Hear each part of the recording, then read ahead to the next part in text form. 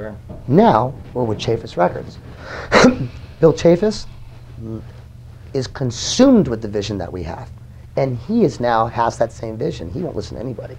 Says this record is going to be a top 10 record. I don't care what anybody says. Mark, this is the best thing you've ever done in your career. Yeah. I mean, and I'm going like, well, I have two other CD. I have two other, ready to come out. I mean, we're just working on a new song today. Really? That I wrote out here. That I'm basically writing it from a perspective of a man that's lost everything like myself, and he is on the floor begging and asking, pleading for help. And no one wants to help him, but to walk over him and say, but he can still see that light at the end of the tunnel, and it's getting brighter and brighter and brighter, where it just comes and just engulfs everything. Wow. So it's a bit dramatic, and I am a bit dramatic, but today we were playing it, and Tori looks at me today, and he looks like he's almost going to cry. He goes, I get this. He goes, it's giving me chills everywhere. I get where you're coming from this. He goes, you are going as a writer into a new place. I want this band to move into a position of sharing what we have as far as individuals and what we need to share with people younger and older and of our age with a positive influence. Don't be afraid to talk. Don't be afraid to say those things, I appreciate guys like Stevie Rochelle and Metal Sludge, who has children, who knows what I've been through. I've had long conversations with him on the phone, and I said, man, instead of dogging me every time and showing this and making suggestions or these odd suggestions about my sexuality and all this other stuff, why don't you get behind me? Yeah. Why don't you say, you know what, I might like this guy, but that son of a bitch, boy, that guy's really talented. If he would just get his shit together, I think everybody would really like that guy. Yeah. So what happens? He did that. And it's like, now he's a cheerleader for the band. Instead of, I'm fighting you, Mark, I'm not going to do this. Everybody, I think, was waiting for me to say, I'm not the person that I was. I am the person that I am now. I'll give you the shirt off my back, I'll give you the jacket off, I'll give you the pants off my body. But don't disrespect and don't push me into a fucking corner where I have to fight. Yeah. Don't do that, because I'll give you everything you want. But when you push a man in a corner and there's nothing else you can do, you're going to come out swinging. Yeah. And so I don't lead like that anymore. I don't fight with my fists anymore. I fight with my brain, and I use my mind, and I use my vocabulary, and I use the fact that I try to be a good quarterback out here. And that's the hardest thing. We got two bands out here, 9, 10 different personalities, and I have to oversee all of it and make sure that everything's copacetic. Yeah. Otherwise, you got a lot of sad people out here. And the guys from Swirl, who are opening up for us right now, they told me today, they go, listen, man, because he hugs me and goes, this is the best thing we've ever been on. He goes, even with your throat gone, everything, he goes, I saw you the other day, and you had the problems with your throat. You sang through it, through fucking 800 people, and you couldn't talk for 2 days. How did you do it? Yeah. I said, the vision. Don't lose it. Yeah. Don't lose it. Because there's a lot of evil in this world. If you don't believe in evil and good, then you've got a problem. I do. There's a lot of evils that try to come and throw monkey wrenches and do shit all the time. And say, that's okay, you can come over here and throw that in, but I'm going to beat you because I'm moving forward. I'm not going to let that happen to me. Yeah. So sure enough, guess what happened? Rich goes, hey man, I have some amoxicillin, dude, take 5 of these, and blah, blah, blah. Back to normal. Yeah, wow. So even though, I always try to say this, the rains come in, the storms come in, and black clouds are coming in, it's pouring rain, it's hailing and everything, but guess what? That storm ends. Yeah, It won't go on into perpetuity. It will end. So know that if you are in a storm, that storm will end. Know this. Anybody that's out there that's having problems, that's feeling down, that's feeling beat down to the ground, I have no money, no job, no anything, it's a lot easier for me to say, but trust me, suck it up, start using your mind, and start using your faith, and that faith will guide you to where you need to be at. Yeah. Amen. That period. Yeah.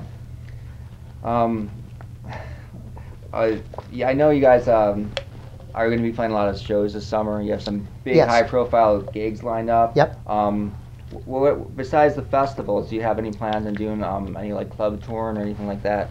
My goal for this year is to hopefully play shows with AC/DC on their tour. I was very, very blessed to know Cliff and to know Brian very well. I lived in Florida. Oh, yeah, they're from Florida. Yeah, right? they. I went to a benefit for Steve Longo. He puts on this benefit for children. Yeah, John Entwistle, right? Yes, John Entwistle Foundation. So they invited me to come down and sing, I think about 2.5 years ago. Tremaine Arena was packed, 25,000 people, blah, blah, blah. Make a long story short, I go back, and I've known the guys from Cheap Trick for a while, since I was a kid, because that was the first arena shows we ever did with them, where 3 shows sold out in their hometown. Yeah. So I come backstage, and and there I see Rick, and it's like, oh my gosh, there's Rick, and it's like, what's going on? And they're like, oh, we know him, blah blah blah. It's like, oh, it's so good to see you, and so we had a chat, and then all of a sudden I hear Marq Torien, and there's Brian. I've never met him before, right? Wow. He goes, come and give Daddy a hug. Wow. That's pretty So he gives me a hug. He goes, listen, you're one of my favorite singers in rock. He goes, I'm so glad you're here. He goes, we got a bunch of old guys here. He goes, we need some young pipes. He goes, you know Highway to Hell? I said, yeah. He goes, would you mind coming and singing one of the verses?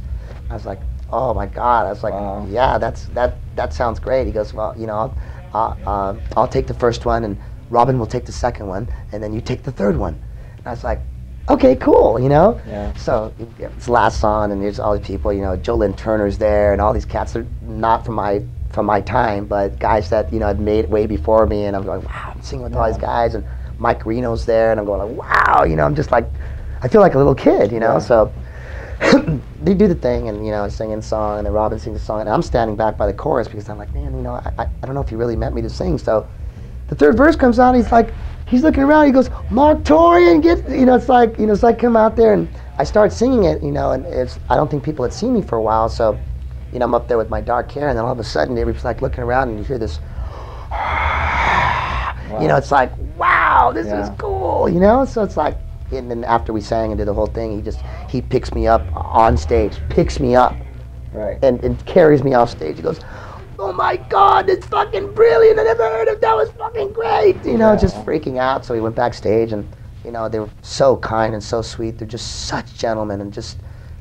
carry themselves with so much class. It was just so ingratiating to be part of that, to be part of the John Entwistle Foundation show, and Mr. Longo. He works very, very hard, and just be able to go up there and be a part of it, and to add whatever with my pipes or whatever, and to develop that friendship, and Brian introduced me to his family and stuff. It was very, very cool. So I said, listen, we're going to be coming out with a new record, and you guys are my favorite band of all time. Can we fucking do some shows? He goes, absolutely. Oh, that would be great. So I was like, okay, I'm going to hold you to this, Yeah. He goes, no, I'm beholden to you. Just, when you get it done, send me and Cliff some of the songs. So we'll see how that goes. And now with the Foo Fighters, I have nothing but hail and mad respect for David and Taylor. They've been carrying the rock and roll flag for years, writing brilliant, brilliant records every time.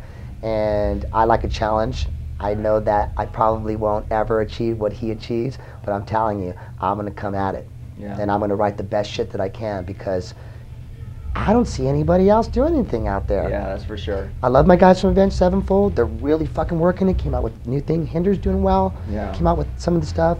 I know John Bon Jovi's going in to do a new record, working with Richie right now. But from the genre that I came from, I don't see any of these bands doing anything. I see them fighting over monies. Yep. I see them giving my agents nothing but problems.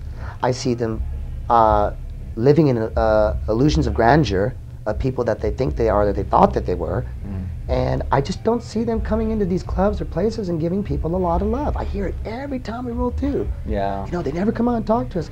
I can't believe you guys are hanging out. It's like, well, what the fuck are we here for? Yeah. I mean, I'll hang out when I can't even talk. It's like,